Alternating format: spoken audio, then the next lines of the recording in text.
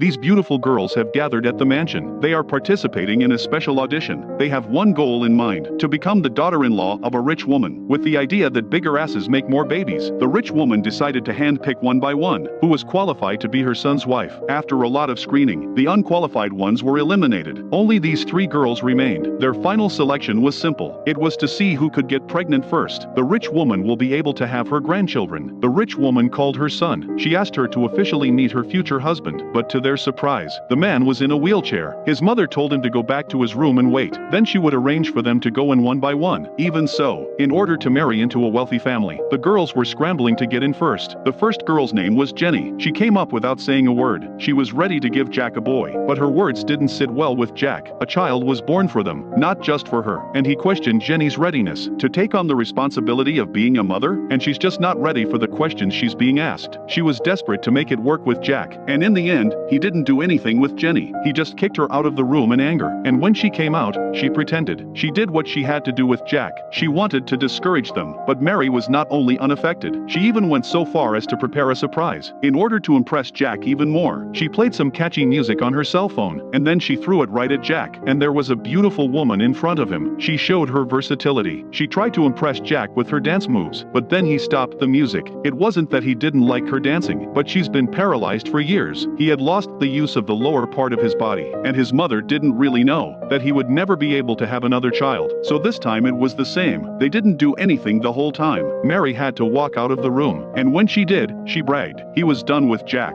And what happens to the last woman with Jack? Lisa held her breath as she walked in. She stiffened and posed herself. Jack was curious as to what she would show next. She just sat there for a moment, then nervously reached out and stroked. Lisa couldn't take it anymore. These things were not what she wanted to do at all. She came because she was facing deportation. Getting married was the only way to save her life, but she wasn't ready to do things that she hadn't thought about before. Jack appreciated her honesty in speaking her mind. He wouldn't force Lisa to do anything she didn't want to do. He just politely asked her to leave the room as well. She came out soon after, and that was it. The three girls only had to wait 9 months to see if they were pregnant, and who would become Jack's one and only wife. The time came 9 months later. Except for Lisa, they were all pregnant. But was the baby really Jack's?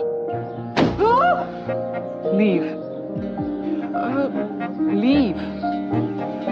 Jenny explained that she hadn't hidden the balloon. Of course, the rich woman knew that, but the baby inside wasn't Jack's either, because she'd already tracked it down. What Jenny and her bodyguard were doing in secret. The situation was extremely embarrassing. Jenny was also kicked out of the mansion. Of course, the bodyguard betrayed his employer. He didn't deserve his job. Lisa was about to leave on her own accord. Jack suddenly stopped her. His mother knew he couldn't have children, and Lisa was the only one who was sincere. That was the only thing he asked of his wife. He promised Lisa a bright future, and that he wouldn't let her be deported again.